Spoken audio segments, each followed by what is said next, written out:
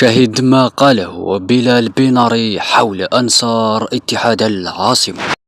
الأنصار الذين تنقلوا على قلتهم متوسطون لم يملأوا المدرجات. طبعا الحديث هكذا بين أنصار مختلف النوادي الرهان، من يملأ مدرجات ملعب 5 جويلية الأولمبي. طبعا أنصار المناسبات في النهائيات وأنصار يحضرون بقوة وأوفياء لفرقهم. أنصار اتحاد العاصمة اليوم حاضرين الأوفياء.